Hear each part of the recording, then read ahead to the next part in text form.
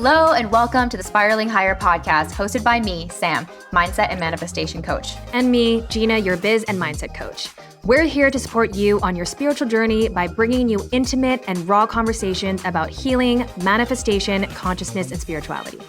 We hope this podcast makes you feel less alone as you become aware of your patterns and limiting beliefs to up-level your life, manifest like a boss, and together, spiral higher. Holy crap, you guys. Today is honestly a manifestation come true. We're so freaking excited to talk to this girl because last year I had actually pegged this person as my favorite musical artist of 2021. I was listening to, she has only I think maybe 4 to 6 songs out right now, and she's probably working on something. But she had 3 to 4 songs last year that were just on repeat on my phone. They're so high vibe. The music is talking about her energy flowing and her skin glowing. And I was just getting into the highest version of myself every time I heard this song. And so I followed her on Instagram. I searched her on Spotify. I searched her on iTunes, trying to find more of her music. But she's actually just sort of like up and coming, right? Yeah, she just started her career. I think you were telling me that she's 22 years old. Yeah, that's what I saw. Yeah, and her music is clearly so informed by her spiritual beliefs, and I just love it so much. And so if you haven't already guessed who I'm talking about, the artist's stage name is Moonlight Scorpio, and she is most famous for her song called Pretty Girl Magic. If you don't know how it goes, I'm just going to quickly... Actually, Gina, you should sing for us because you're actually the good singer. You do it. You're the performer. Okay, if you haven't heard the song yet, the song kind of goes like this. I got that pretty girl magic. Oh, it's so good. It's so good. My skin is glowing. My energy is flowing. Confidence is growing. Oh, it's so good. It's so good. It's like a mixture of a little bit of rap, a little bit of law of attraction. It's really affirmations to music. It's affirmations, and affirmations to music sink into the subconscious. And so when I listen to her music, like my vibe is instantly elevated. And so even if I'm not feeling that pretty girl magic, I'll just throw it on and just wait until it kind of seeps in. You were saying that you like the Money Mantra song? Yeah, I love that song. Yeah. It's crazy because, think about it. When we're listening to music in the car or at home and we're cleaning and we're singing along to these lyrics, I just love that these lyrics are also helping me to manifest. Literally. And, because it is in your subconscious, especially because it's just in the background. So I love the concept of her music. I love that she has clearly pursued really something from her heart. So I cannot wait to hear more about, her whole journey. Yeah, I'm so excited. I just can't wait to manifest more of her music. Like I'm manifesting that. I'm like, can we get an album? Can we get 16 tracks, please? Like I need more of that high vibe. And it's so true. Anything that shifts your energy is helping you manifest, right? And so just by putting on a song that feels really high vibrational, that is shifting your energy to match the energy of your desire. And so music is a very powerful way to shift your energy. And it's sad that a lot of us are actually listening to low vibrational music. Yep. Right? Sometimes the music that is hitting the masses is very low vibe. Sometimes I like, rock or hip hop and, R&B or whatever and rap, but some of that music can be really low vibrational. And I think actually there's been scales that show what kind of music is the highest vibrational. Like obviously classical is one of those, but this music feels like it raises my vibe to the classical music level vibe, but I don't have to be listening to classical music. I can be saying these affirmations. But I love it because it's kind of hitting all the angles, right? Because it's giving you the feeling from the actual music itself, because it is actually even if there were no lyrics, it would already get me high vibe, even without lyrics. But then you add in the lyrics and supplement that with the music. And it's an instant vibration increaser. It's a vibe raiser. So we're just so excited to bring on, her real name is Hannah, by the way, and talk to her a little bit about her spiritual journey. And so we are so excited for you to hear this conversation.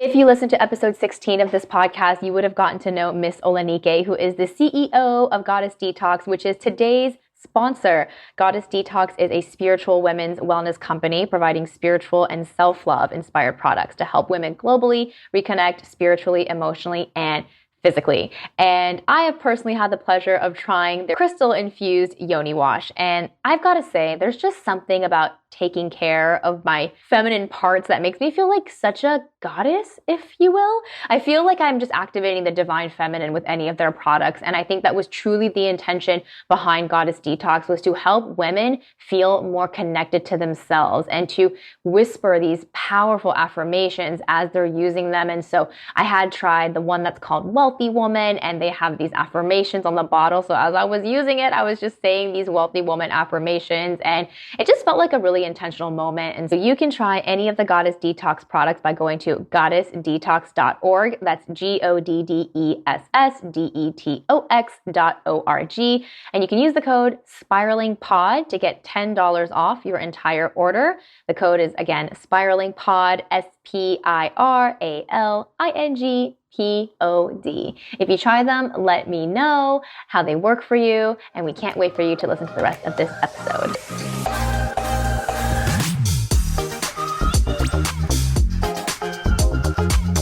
Today we have a super special guest. I discovered her last year, and she was my top artist of 2021. She released a couple songs that just were on repeat for hours, days. My husband literally was like, when are you going to turn that song off? And I said, never, because I'm obsessed with her music. And I just couldn't wait to get her on the podcast to talk about her musical journey and her spiritual inspiration. And so Moonlight, welcome to the show. Thank you guys so much for having me. I'm super excited. Moonlight, well, thank you so much for joining us today. We're so excited to talk a little bit about your journey. And like I said, your songs just, oh my gosh, they put me into the highest vibration. Specifically, I'm thinking of Pretty Girl Magic. Yes. And I'm just curious to know what inspired you to start writing music like this that was filled with affirmations and high vibes. Have you been recording music your whole life? You know, what kind of put you on this musical artist journey? Pretty Girl Magic, I literally just was like writing affirmations, and like I just thought they were just like regular affirmations for the day to make myself feel more confident, but I realized like I was writing them to rhyme, and I was like, let me find like a beat and try to put this and make it into a song, because I had been thinking about like, what if there was like witchy music? I would listen to like these witchy like playlists. Yes. To kind of get like in the mood. I was thinking like, what if I could do like affirmation songs, because there's songs that kind of talk about like deities and things like that in these playlists that I'm listening to. I hadn't heard anything like affirmational, like just kind of like storytelling songs, you know, things like that. So I was like, I want to try to write a song of affirmations eventually. But then I did it without realizing I was doing it. Then I found a beat and just recorded it in my room. I didn't think anything would happen with it, because I had like anonymous TikTok where I could talk about my beliefs and stuff. And when I posted it, it just other people started like making videos to it, and it started like really blowing up. I was not expecting it at all. And yeah, it happened also with Money Mantra. I think Pretty Girl Magic and Money Mantra both hit. That's my favorite one. They were both out like around the same time, maybe like a week or two difference in like the release dates, but both songs hit 1 million streams each on the same day.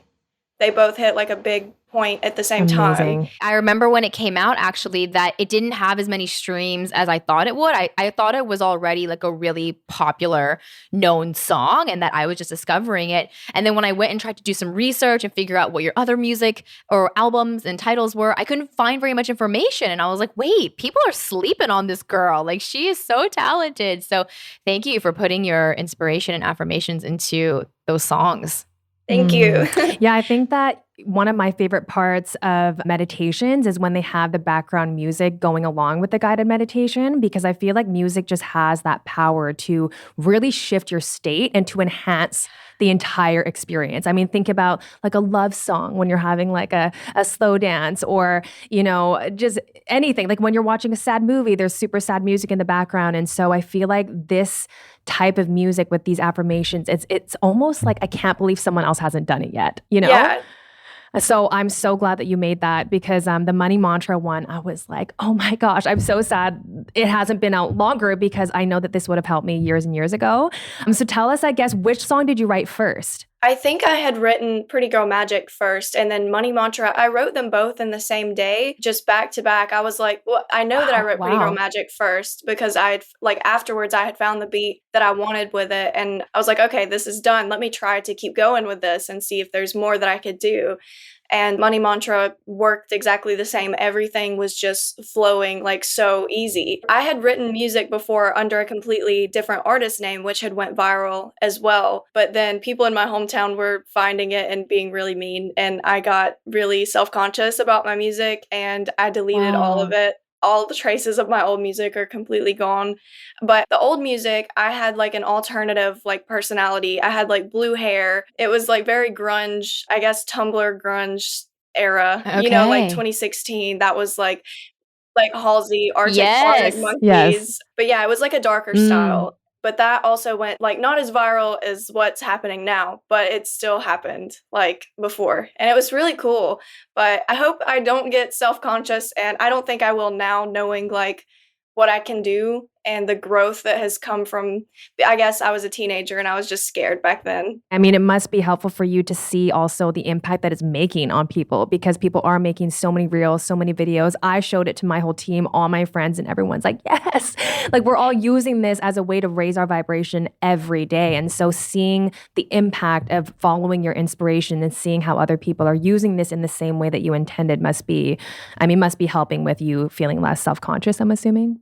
Yes, of course. I feel like even as like the old artists, people in other like countries and other places, they were all very supportive, but it was only the hometown. So I know that my music's not the problem, I think. I think it was the people around me. But yes, this like seeing the reels and all of like the TikTok videos, it's just I cry all the time because I'm like, how did this happen? Like, this is amazing. And I'm so grateful that like all of that, like TikTok really changed my life. Before I had put the songs out on TikTok, I was like trying to sell my clothes online, trying to make extra money. And I was like living by myself, trying to make bills, trying to like provide for like my son, my family. And it was a very hard spot. But then TikTok happened and then it just changed everything. Financial freedom, like immediately. Yeah. Well, let's actually talk about how it happened, right? Because you said, I don't know how it happened, but I think we do have a little bit of an idea how this happened, right? Because when it comes to manifesting, I think we're really connecting with this higher part of ourselves. We're creating from this state of flow and higher and deeper consciousness. And that's kind of what I hear when you tell me that you just wrote both of these songs in one day and that it felt like ease and flow. And I truly believe that whenever we manifest, it's from these states of ease and flow. It's not actually through hustling and working hard and trying really hard to write the best song. It really just is the creation that comes so naturally. And so how did you sort of tap into these states? Or is songwriting just something that you've always done naturally? Or is this something that you've recently honed? Actually, I wasn't a very good songwriter back when I was a teenager. It was very cringy, but like I really noticed a difference. Me writing the songs, I think that was the game changer. When I wrote those songs, I noticed my writing. Like I had practiced writing for years, but I really noticed with those songs that it was on a different level. I took a break from writing and I really just tried to heal myself. And when I did that, I was able to speak my truth more. Like, I think if you focus on something for too long or try to put so much effort into it and you try to force it, it won't align if you're trying to force something to work. 100%. I think you have to just trust yourself and like let it flow. Like, I actually had never tried rapping before on these, like any songs. My stuff was just very like alternative. I had never tried rapping before I pressed record on Pretty Girl Magic and Money Mantra. It was so different and so strange to just tap into that, like even just a different genre like that. It was not something that I had tried before. And did it kind of feel like it wasn't you? Almost like as if you were just the container for it? Like channeling, basically. Yeah. I tell people all the time, I was like, I think the spirit came through me on those days and was just doing all the work and just using me 100 to get the messages out. I feel like that happened. And it was messages like I needed to tell myself and I knew I needed like everyone else to hear, but it didn't feel like me because I was like thinking I never wrote songs that good before. Like I never wrote lyrics that just kind of like all connected to each other so easily. It reminds me so much of what actually a lot of rappers say. A lot of rappers say that they didn't come up with the songs. They're like, these are God's words. Like I'm just kind of spitting them out. And I actually love that a lot of rappers are very spiritual. Like they really do see themselves as channels, not in this egoic way, but really just like you said, as this sort of container for the messages that they need to hear and others need to hear. And I think, Gina, you and I are the same whenever it comes to creating video content. I swear my best video content is it's not thought of from my conscious mind. It more just kind of it comes to me as like usually it'll be one sentence or two sentences. And I know that that's something that it wants me to like elaborate on. And so very much like you, Moonlight, I'll just turn on the camera and like you turn on the mic to record and it just comes out. And I don't even know where it comes from. Yes. But it's interesting, I feel like for a lot of creators, whether you be a writer or you're a musician, even for this podcast, it's interesting how fear, it does get in the way. And you mentioned that you became self-conscious, you deleted all your music. And, this is such a testament to what happens when we go beyond our fear. Because honestly, even this podcast, our listeners know that there were many times that my fear got in the way where I was like, we're not doing this. And so, I really resonated with that part of your story. So I'd love to touch on that with you. What was your journey like with fear? How did you overcome it? Were you telling yourself affirmations? Was that one of the things that you used to kind of overcome the fear? I would love for you to touch on that. I feel like that's a journey that I'm still working on like every day. There is so many things that it's hard to when you're living in like 2022 with all of the bad stuff that's just kind of in your face, whether it be in the media, whether it be in the music that you listen to. It kind of like there's so much violence and so much hatred, and there's so many people making other people feel self-conscious, and there's the beauty standards, and there's like it's just in your face all of the time. And sometimes I do get caught up in it. If I see like scary stuff on TikTok about like we're going to go to war or, things like that, I get scared. I do get scared. But I think that if you live your life in fear, you are going to miss out on living. Like I remember saying, I spent all of my teenage years being very depressed and very self-conscious and very just in a shell, like in my own fear. And now I just truly want to live. And then I go and see something on the news and I'm like, I want to live. I don't want anything bad to happen. But all of the media is like making me feel afraid to like leave this little bubble that I'm in like my hometown. But I think like you have to face the fear head on. And if you don't, you won't know the outcome. You know what I mean? Like you won't see what it's like on the other side if you don't face the fear. Oh, that's such a good point. We talk a lot about fear on this podcast and how it shows up and how the only way to really dissolve fear is to work with it and really move through it. There's no other way but through, right? And I think we also find that on the other side of it, we're so much stronger than we think. And so I would like to talk a little bit about how you said you had released your music under a different name at one point.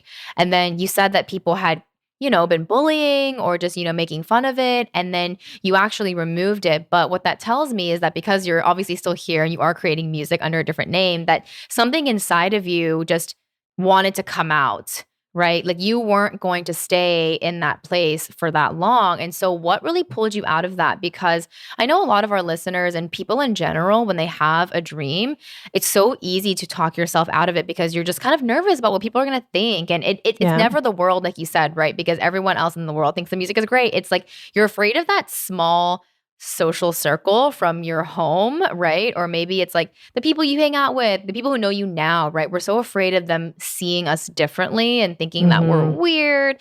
And so how did you overcome that? Because you're so young. I think when I first was just deleting everything as the old artist name, it was like a safety thing because it was at the point where I was getting like death threats, like just very disgusting messages. But I knew it was all from like people in my hometown. Like lots of people were like, I don't want to say what they were saying because it's very disgusting. And it was bad. It was very bad.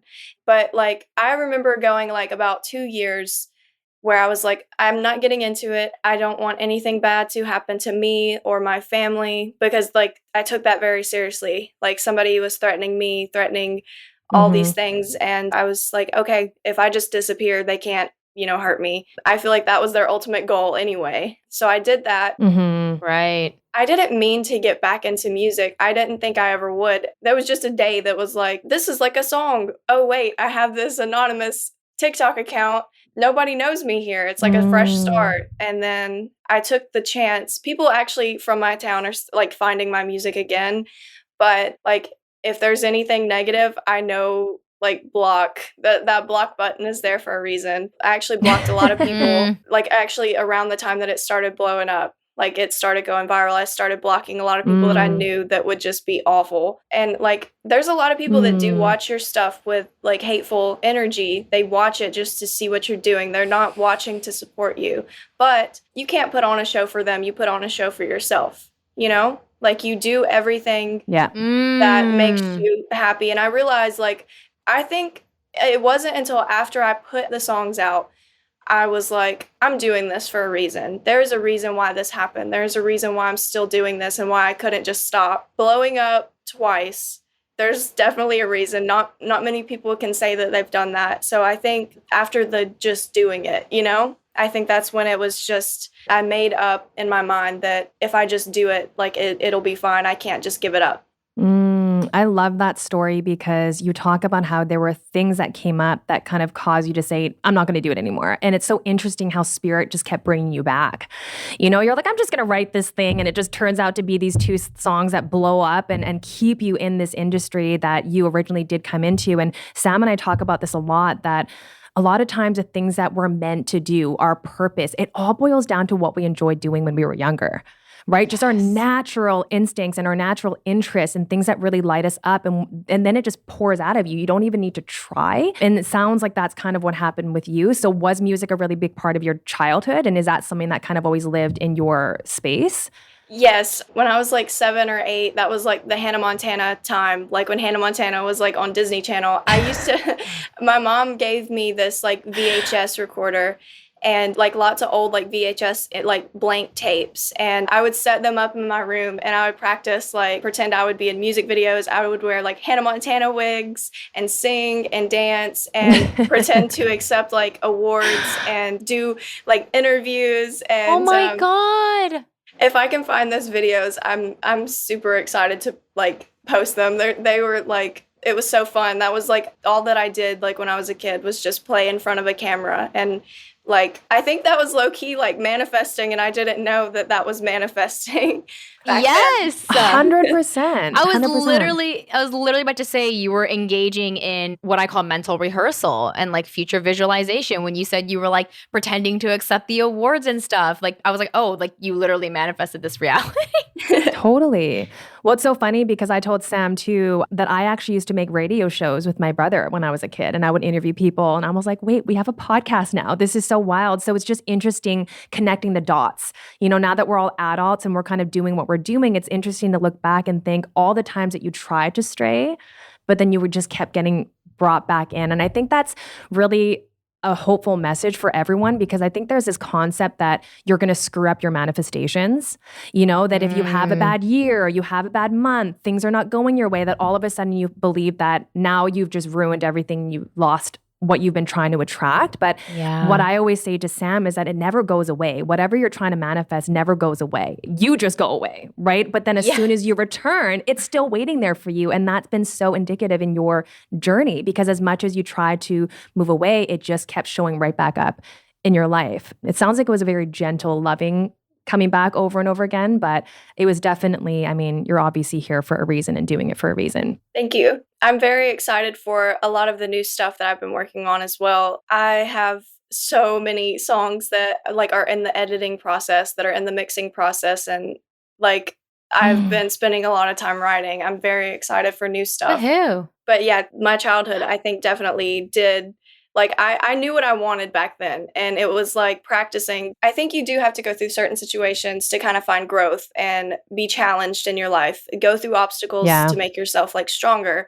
So, and then when you get like you said, when you get kind of pulled away, and then when you tap back into that energy that you know what you want, it does work out that way. Like when you tap back into that energy, it's still waiting for you, Yes. I mean, Gina and I talk all the time about how contrast really is just showing you more of what you do want by having you experience what you don't want. And so it helps strengthen those things that you're calibrating to. It actually helps you know with more conviction and clarity where you want to go.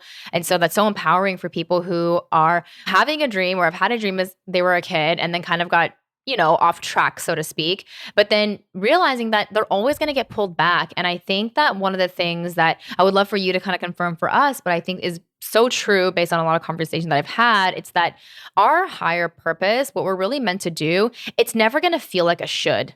It's never going to feel like you got to do that. You should write that song. If you don't write that song, then, well, you're, you know, it doesn't sound like that like guilty, punishing energy. It really just feels like, yeah, I feel like doing that. It feels so gentle and it feels really childlike. Just like when you were a kid, you were like, I just want to dance around in my room and like play these songs. And so even after you had quit music and you were like, okay, for 2 years, I'm not even going to create and music. I'm not going to pick up, you know, a musical instrument or a microphone. But then at some point, it just kind of felt like, I kind of feel like writing down this song, right? Exactly. Yeah, it's just so funny how that works because we think it's going to feel like this like big booming message from the universe or something, but it really never sounds like that. I think it's so interesting because had you sat down that day and said, I'm going to write 2 songs that are going to go viral, like it never would have happened. And I think that's really important for all of us to remember because I think so many of us have a dream and we're just trying to forcefully make it happen. And I think that's honestly, I know for Sam and her coaching clients too, everyone comes to say like, how do I make this happen? And it really is all about allowing it to happen and creating the environment for it to happen. And that's exactly what you did without even knowing it. You know, you just were in the room being like, I'm just going to write this song and write down these affirmations. And it just kind of unfolded almost for you. Would you agree with that? I think so. I definitely would say that it was just a moment of, I'm already like manifesting this for myself. And then it just started rhyming. It was just on the spot. And I was like, this is happening. What is this? And I was like, okay, let me try to find a beat, found the perfect beat. And then I found this other artist who also makes high vibrational beats as well through YouTube. She was uploading her beats Was through it YouTube. Peachka? It was Monita. Have you guys heard of Monita? Oh, no, I haven't, but I had heard of Peachka. Yes, I love Peachka. I'm working with her on a lot of stuff right now. Yeah, you collabed. Yes, she's amazing. We have a lot of stuff planned. I did find this artist when I was looking for the beats. Like I looked up 432 hertz, like which is the frequency of like love and just all good things. And I found this frequency type beat. And then it was amazing. And that matched like Money Mantra. Then I did a collaboration with Monita on Money Mantra. And then we all started connecting. Like, I think when I put out Pretty Girl Magic and Money Mantra, I started meeting my people. Like, I haven't got to meet all of these other artists in person yet, but I know it's going to happen. And like Peachka, I can call her at any time and we just talk about like anything. Like she's like, I think she's one of my closest friends. And then Maya, she's amazing as well. Have you guys heard of like her music and stuff?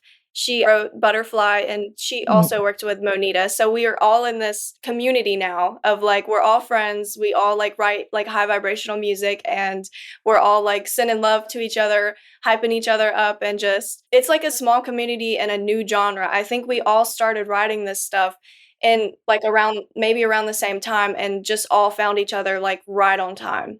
It's so funny. We actually just had a podcast episode slightly about this. And I had mentioned about this concept of spiritual Tetris, that when you set boundaries and you create, again, the environment of the kind of life that you want to have, and when you're really in that aligned state where you're doing what you love and you're not attached to the outcome of anything, it's just so interesting. And I mean, it just goes to show again how spirit works, because all of a sudden, like you said, these people just showed up in your life and you made these connections. You didn't have to try for that. So I feel like that's such a good testament to how the universe brings things to you when you follow the path that you're on. Like when you stay on the path that you're meant to be, following your joy, following what lights you up, and you focus on that, then everything else just kind of falls into place.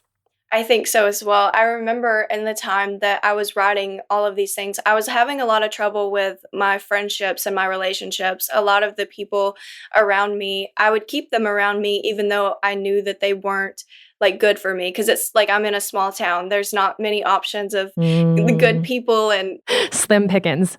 Yeah. At the time I was like realizing who I had around me, who was in my space. And I made the decision to kind of just cut off a lot of people, like almost everyone except my mom, like except my family. And I remember when I did that, that's like I was healing myself. And then when all of those people that weren't meant to be in my life were just gone, that's when I started making all of these amazing friends and connecting to this community and just building like friends and it just expanding, you know? Yeah, that's so beautiful. It really, just like Gina said, I swear, when we get really clear on who we are, which really includes who we're not, I think that's an easier way because sometimes people ask, who am I? Like, how do I know who I am? Or how do I find who I am? And I think it really is like a process of elimination. It's like, okay, well, I'm not that. I'm not interested in that. I don't want to have those conversations. I don't want to associate with those people. And people are really afraid of this radically honest process because a lot of times at the end of it, you just kind of feel confused and alone. You're like, okay, well, what do I do now? I don't like anything and I don't like any of these people. But just like you've shown us that it really is that once you start radiating from your authentic being, the right people can find you. Yeah, like if you're asking, let's just say there's a lot of our listeners that are wanting to find more spiritual friends and more people that are kind of on this journey with them. But you have to, again, create that environment. So if you're still saying yes to people that don't match the future version of you and you're still not honoring those boundaries and you're still living the life and being in relationships with people that don't match that future version, then you're not going to be able to attract those things. And so I think that it's been very evident in your journey that as soon as you did become very clear and you told the universe, I'm going to do my part, right? Which is setting the boundaries and really honoring me. What is my value? What is my worth? What's important to me? Who do I want to be? And then as soon as you do that, then the universe just responds and matches that frequency. So it really started with your frequency and becoming very clear on who you wanted to be and what kind of life you wanted to live. Yes, exactly. I think when I made the decision to let go of people that I knew weren't serving my happiness, anything, like you can kind of tell when people thrive on your energy. Does that make sense? Like when they're codependent on you, it's like they pull a lot from your energy. And like when you are with people that leave you feeling drained, this is how friendships and relationships, I believe, should work. You fill their cup, they fill your cup, and then you cheers. You know what I'm saying? Like, I love that. You give each other like the same energy. And if you're not like matching each other's energy, it's no point. It's just draining. And I've had lots of friends where I realized like I had to step back. And when I would pull back, they would be very mad. They would get very angry. I think that's a very big energy thing. It's like you can separate who is using you for your energy and who actually just you thrive together in both of your energy. Or, you know, like when you pull away and take a moment to breathe and think for yourself and focus on yourself, you can really separate who is like truly there for you just out of love and who is there for you out of they want something from you. Totally. And on the flip side of that, I think it's really awareness, right? Becoming aware of what is actually happening here. And I think on the flip side of that, it's also becoming aware of why are you in that relationship?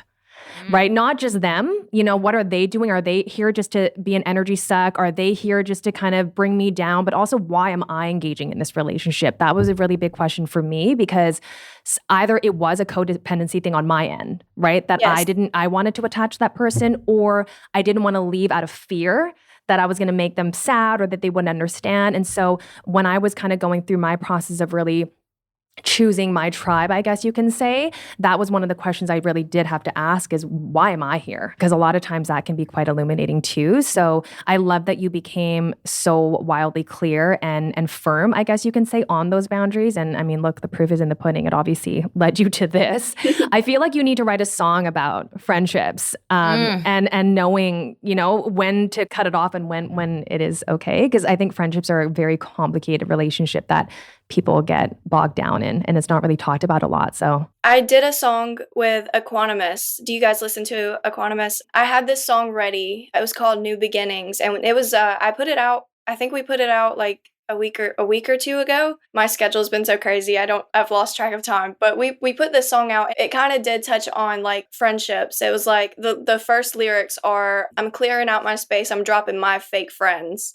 But it doesn't talk about like the why part. It's just kind of like new beginnings. Like that's the theme of the song is new beginnings, like pushing out the old, bringing in the new, and focusing on yourself. But I do want to write songs about like the boundaries between friends, because I know everyone experiences like bad, like romantic relationships, but it isn't talked about as much with friends. You just kind of like, it's not as talked about. But I do have lots of new songs that I'm working on. I'm doing like love, affirmations. People, like the audience has been definitely begging for like a soulmate, like energy. And I've been thinking about like doing that too. I have a song ready. It's in the mixing process now. I have so many songs. I have like 20 to 30 songs just ready. I literally cannot wait, because I was listening to Pretty Girl Magic again yesterday, and I was like, I need more than like the 5 songs that I have of yours. Yes. I need 40 more songs. It's a little bit hard to do it because this is like, this right here is my studio. I have a microphone and I use just my MacBook. I've been trying to work with like other producers and get like all of these things just ready. It's the process of trying to do it by myself and finding the right people to work with. Like I'm a Scorpio. I have to be like this. It's got to sound perfect to me. So I'm like, it's very hard because there's no one in my hometown that I can just sit with and work with it like on the phone or like face to face. So it's like passing like this song to this person, and then they send it back when they've edited. And I'm like, let's change this little detail. And then it goes back and forth like 10 more times. I'm super perfectionist when it comes to like the mix. So I think that's why it's taken so long. But I have so many just written. I may just drop like the demos and just be like, here's the demos. Like you can have all of the.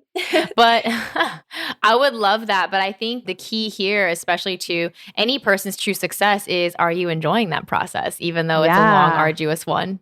I definitely am. My favorite thing is just, I like mixing myself, but I'm not the best at it. I just press buttons and hope for the best. But it's so fun because like I get to see like what I like, and like if I want to re-record it, what to do differently. It's a fun process. It's a long process, but it's very fun. I'm constantly researching how to like mix my own stuff because I think that's what I want to like do in the long run. But I think I'm not educated enough on it just yet to fully do it by myself. I did mix Pretty Girl Magic, Money Mantra, and Mental Health completely by myself, and Main Character Energy. Wow. And those are your biggest ones. So. I think so. But I think after I released them, I would listen to them in my car, on my phone, and then through headphones. And then I noticed little differences because I didn't get it just right. And I'm like, I put this out, I can't fix this. And it's okay though. It's fine. I think I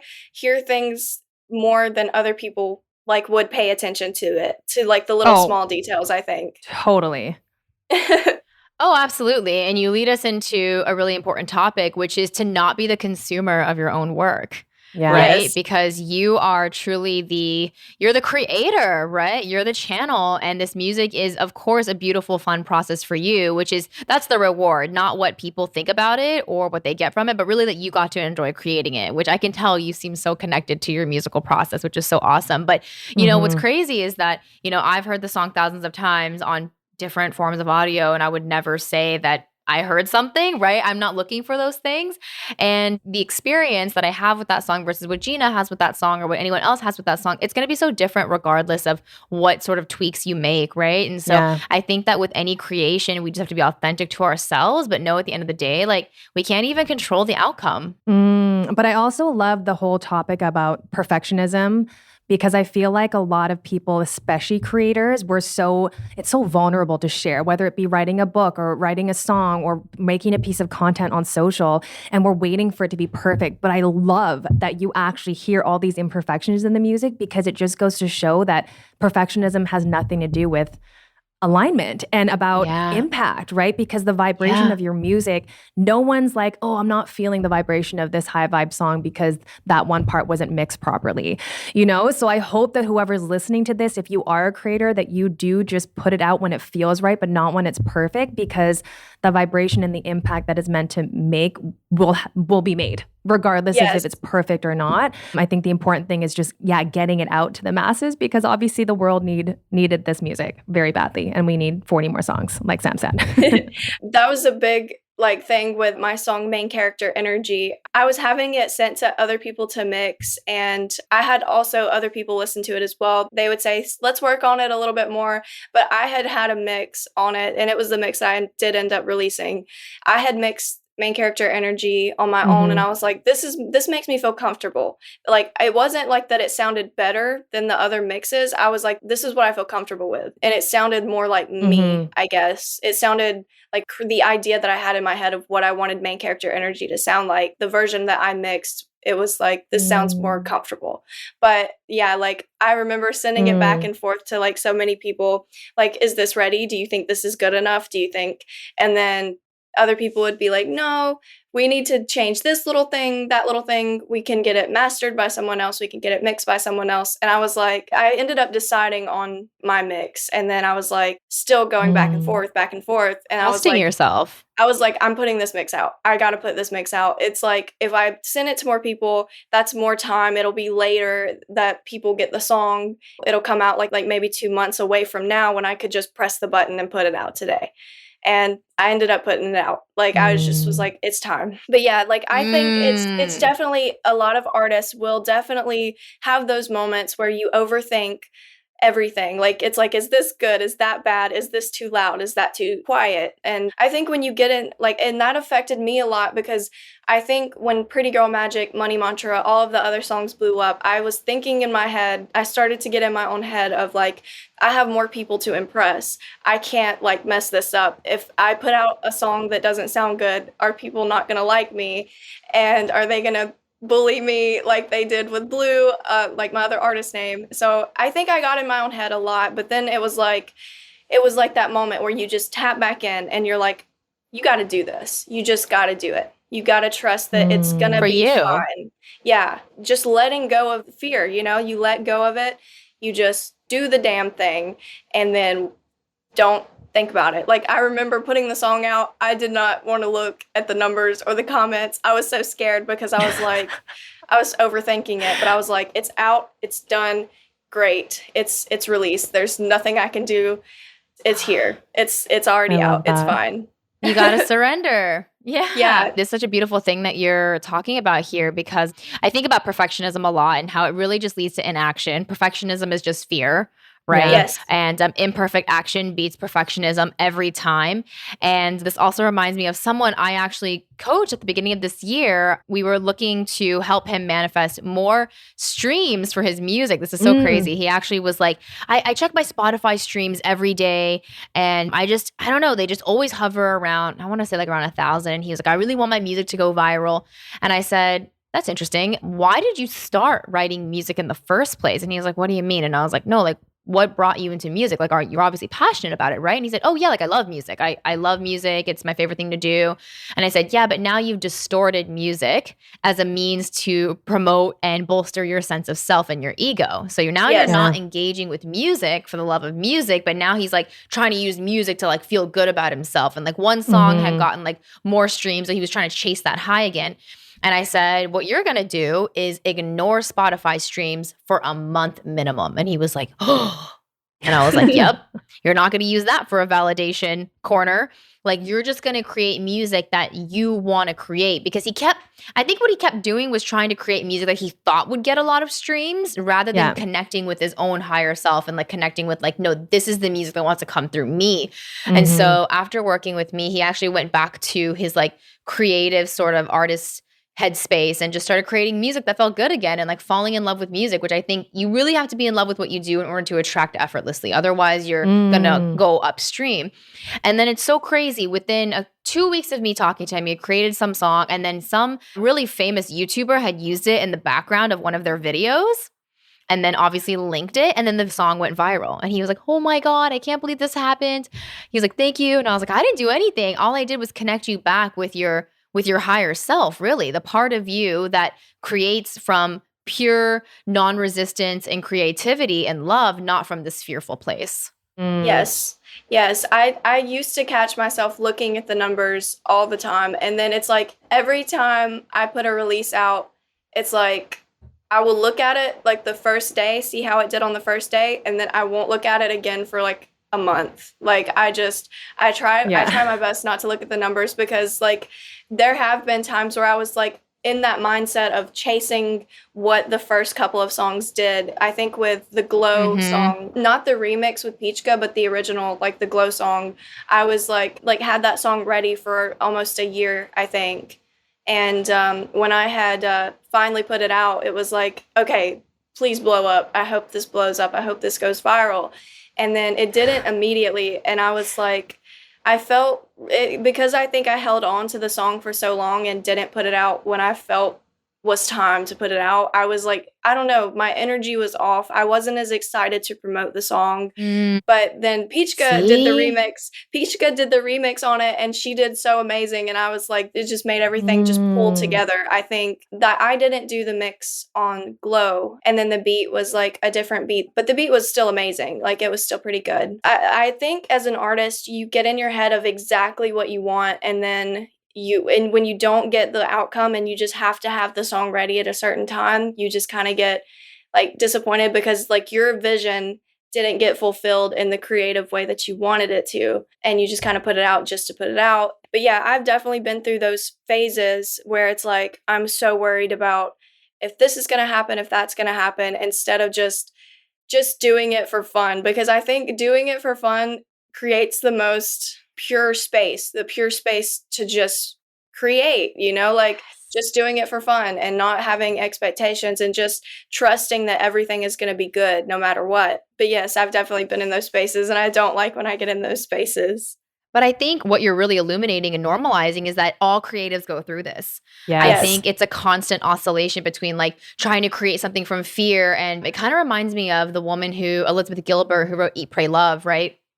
She wrote Eat, Pray, Love about her life and her divorce and her travels. And it came from such an authentic place. Like that just was her life story. And then it was a phenomenon, right? It was like millions of copies, and then became this movie, like freaking Julia Roberts is playing her. And then she said in lots of interviews, I've listened to her because I'm very inspired by her, but she said for like years after, it was like, she kept thinking like, okay, what book am I going to write next that's going to like be better than that? Right. Right? It was like, oh no. And so then she was trying to create from fear again. And so she had to like let that go eventually and just accept like, no, I just want to write what feels authentic to me. And like the results are neither here nor there. And same thing with Michael Jackson. He actually became really obsessed. I don't know if anyone knows this, but after the phenomenon of Thriller, he was actually really obsessed with creating another hit like that.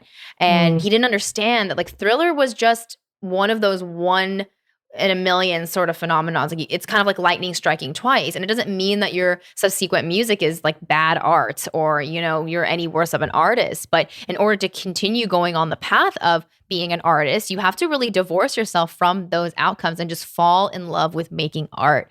And so I think the artists that we see who have had really long careers, it's interesting. Obviously, like every single one of their albums isn't a number one hit. Like there's like one album that everyone knows, but then like they'll have like 7 other albums and you're like, what happened? like I'm thinking of John Mayer. He's such an incredible musician, and I have like 2 favorite albums in mind, but I know he has like 5 other ones. So true. Yeah. And I've just never listened to them because they just didn't really go that mainstream. But the fact of the matter is he still creates incredible art that's straight from the heart.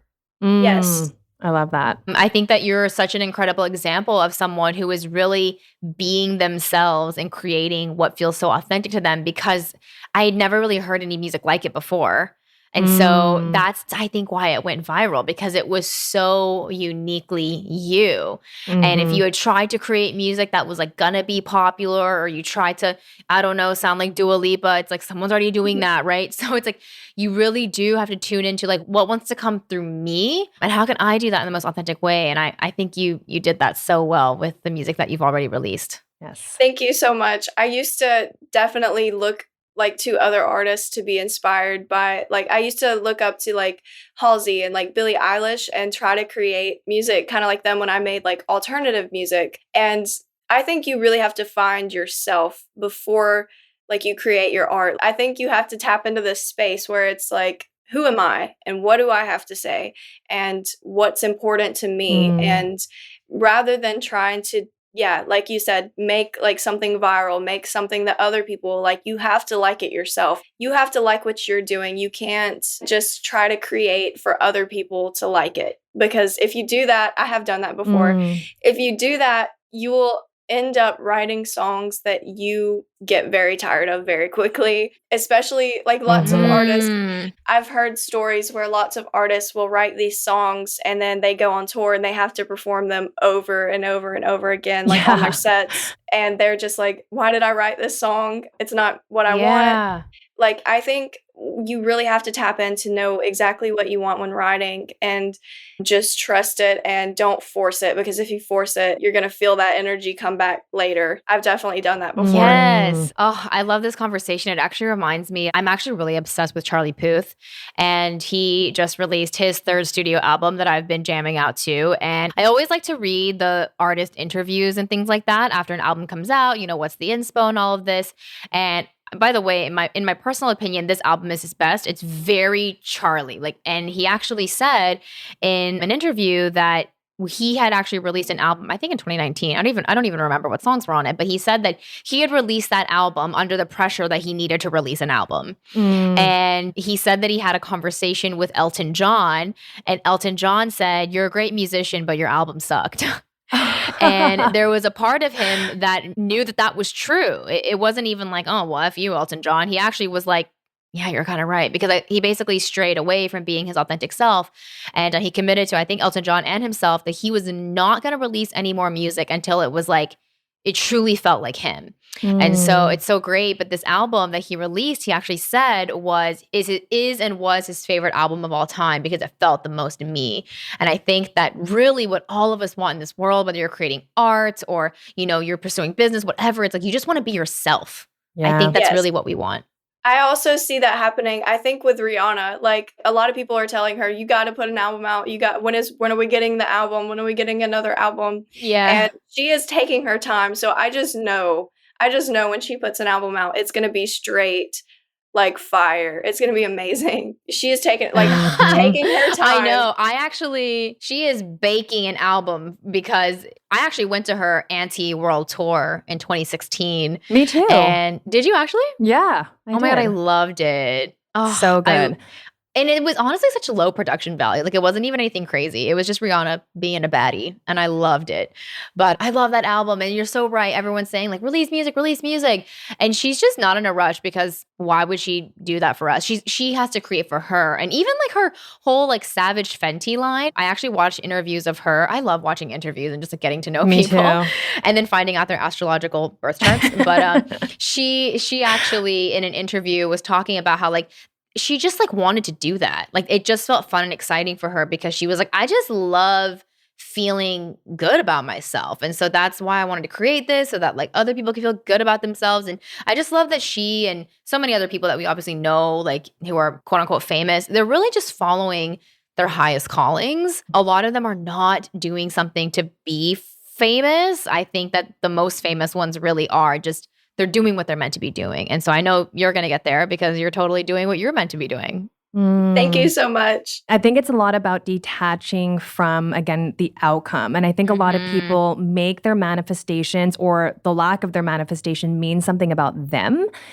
And about, again, like, you might be someone that's pursuing music, and if it doesn't go viral, if it doesn't do well, then you're like, well, then I'm not a singer. Like, I actually remember Sam, with running, it was really funny. She would run all the time, and she'd be like, but I'm not a runner. And I'm like, but you run all the time. Like, what would constitute as you being a runner? Like, if you win a marathon, and I think a lot of people do that with their dreams. Like, oh, I'm not a singer. Like, I just write music in my room. It's like, well, that is being a singer though, right? And then it's like we punish ourselves if it's not hitting the certain marker. And so I love this conversation because I think that for all of us, especially in this community, we are all just trying to find out who the hell we are. And every day really honoring who that is and living from that space and ultimately creating from that space. So I love that for you and for us. Thank you. I'm so excited.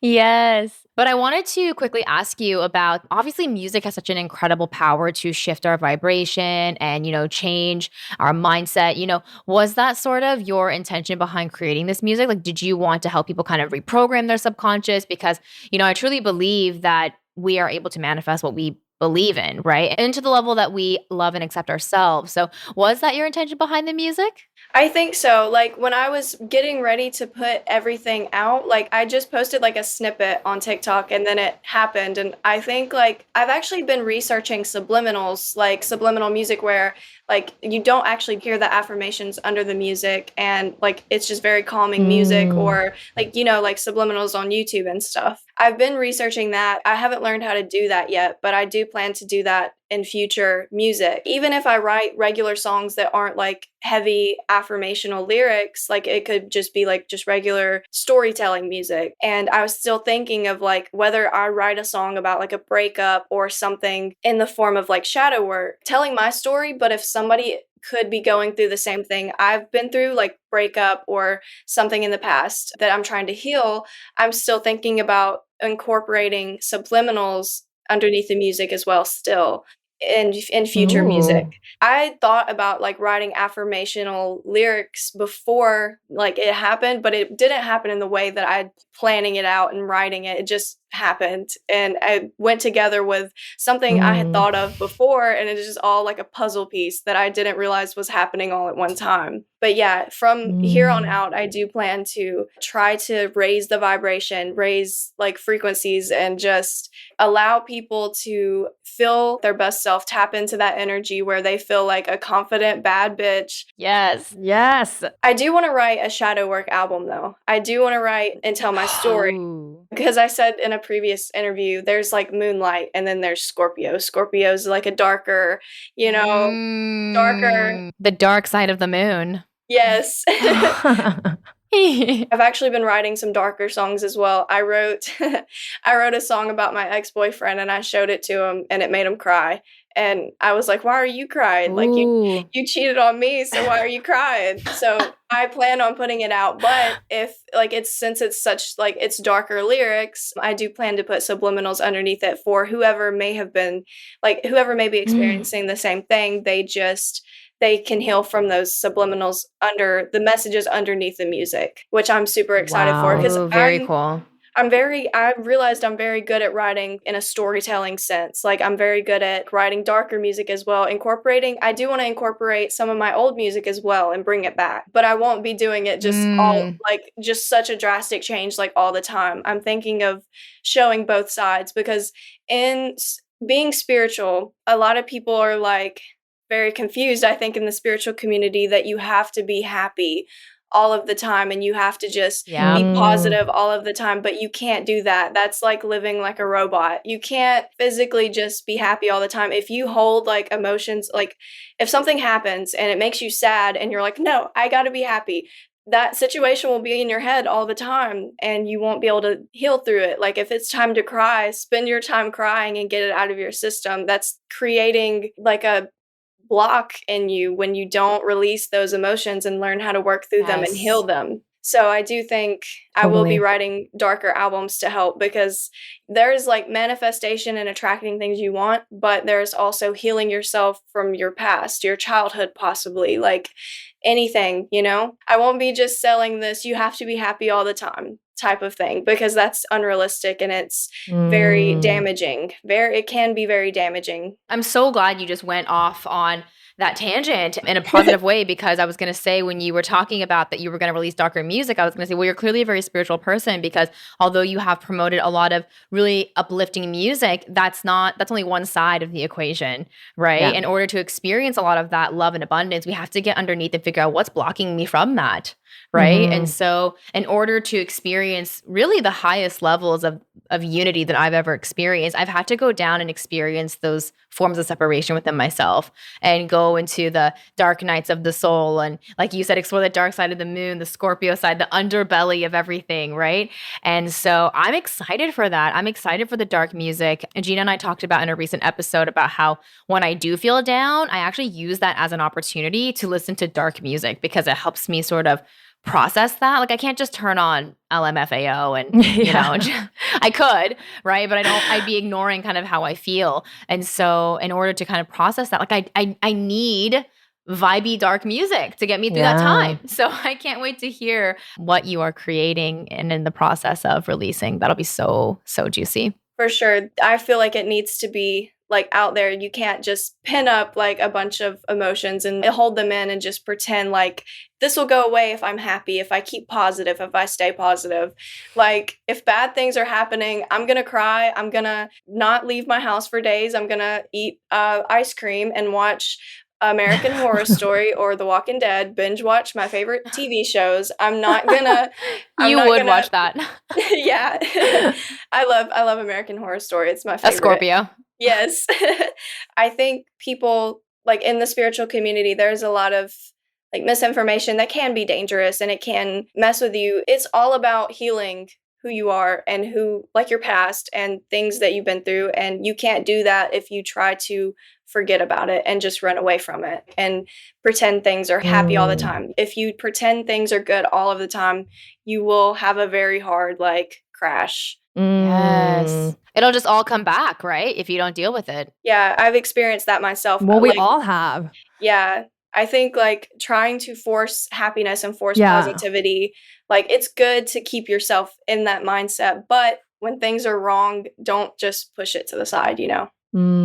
I love what you're normalizing here, though, because I think there is a misconception around manifestation that you do have to be high vibe all the time. And that's something that we touch on a lot in this podcast is that life is really all of it. And it's really learning how do we embrace the bad, quote unquote, as good. You know, it really is just a signal for us to choose what we do prefer. And I just love that you are normalizing that through your music as well, that you need both. You really do need both. And I think a lot of people run away from those negative emotions or that contrast instead of just, allowing it to be and seeing it also as a way of love ultimately, right? But that actually brings me to, I guess, our final question. We ask all of our guests just on this topic of, I guess, normalizing things. You know, our podcast is called Spiraling Higher. So we always ask our guests, what is a common theme or type of contrast or emotions that you have had to spiral through in your spiritual journey? What's like a common theme that kind of keeps cycling back as you progress in your journey?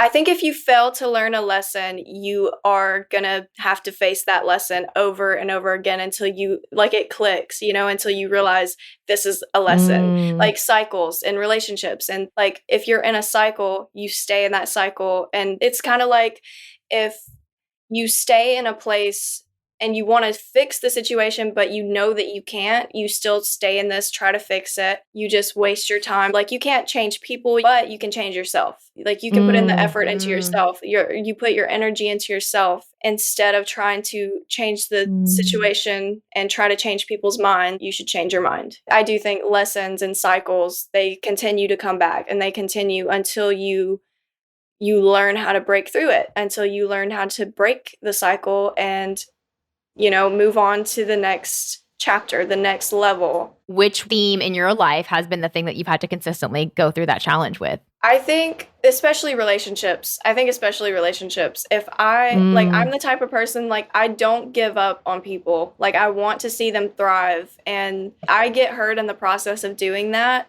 And I think for me, it's learning how to give as best as I can, but also not let people walk all over me in the process. Like try to not let people mistake like my kindness for weakness, because I think that's a big thing I've learned in my spiritual journey. I used to be like, when I was like a teenager, I used to not like take anybody's bullshit. But then when I got into healing, I used to just, at first I would sit back and be quiet to try to keep my peace as best as possible. And then people would definitely walk all over me if I would just kind of not react to everything, if I would just like be silent. Now, I think it's the biggest thing I've learned is to keep your peace at all costs, but don't take anybody's bullshit. I think like you can be peaceful, but you can also keep your boundaries and you can also stand up for yourself. I used to think like not saying anything at all will lead to fixing the problem and just letting people have their own perception of you. And that would fix all of the problems. But you have to, I think it's communication as well. That was perfect. Thank you so much for sharing the thing that you've really had to cycle through, which is really relationships and boundaries. I mean, it's a huge one as someone who is socialized as a woman, right? We all have to learn as women how to have strong boundaries, not just with other people, but also within ourselves too. You know, what are we allowing ourselves to say to ourselves, right? Yeah. How are we beating ourselves up? And that kind of gets manifested in the outer relationships as well. But that's a big one. So thank you so much for sharing it. Let us know, when can we expect new music? Yeah, no and where's rush, the best though. place? Yeah, and where's the best place? I guess Spotify? Spotify, Apple Music, I think YouTube as well. I'm trying to catch up on posting lyric videos as well because I know lots of people, when they hear the music, they want to say the lyrics as well because they are affirmations. So I'm trying to get more lyrical music videos out on YouTube. But definitely Spotify, Apple Music, iTunes, and there's like, I think it's almost on every store, almost. TikTok, Instagram. Amazing. I love Reels too. So if anybody wants to make Reels and TikTok videos, I love to see it. It makes my day so much better to see all of everyone just everywhere around the world, just, you know, making content to my music. I love that. Oh, I love it. More art. More art. I do think new music, I have so many songs ready. I may just press the button. It could be immediate. It could be in the next, like, I would say the longest wait would be about 4 months. Longest wait, but I doubt that. I'm very impulsive sometimes. I'm usually, when I'm ready to press the button, it's just Make it a Christmas gift for us. I may make it, my birthday is coming up and it's already October. I've lost track of time, but my birthday is coming up in a few weeks. I may do like a birthday song and put it out. And my plan was to put out music, like one song a month. Hopefully I will get into doing that very soon, or I could wait for an EP or an album. I think if I did like an EP or an album, that would be 4 months, like probably 4 or 5 months. But I probably will stick to singles and have Incredible. one a month. We'll take whatever we can get. We'll take, I'll take anything.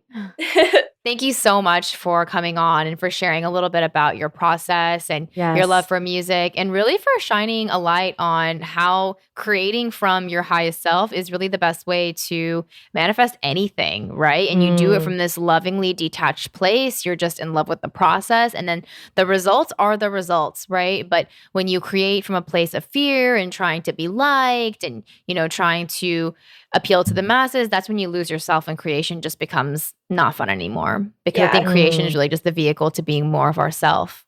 Yeah, exactly. So thank you for Thank teaching you. us that. Thank you guys so much for having me. This was so much fun. I can't wait for you guys to hear the new You're stuff. welcome. Thank you so much. Cannot wait. We will be waiting on pins and needles. Yes. Thank you. Thanks, Moonlight. Thank you. Bye. Thank you so much for listening to this honest conversation. We hope it brought you peace, clarity, and a little bit further along your spiritual journey. If you loved this episode, it would mean the world to us if you left us a 5-star rating and review so we can bring you more conscious conversations, spiritual topics, and guests. Here's to spiraling higher.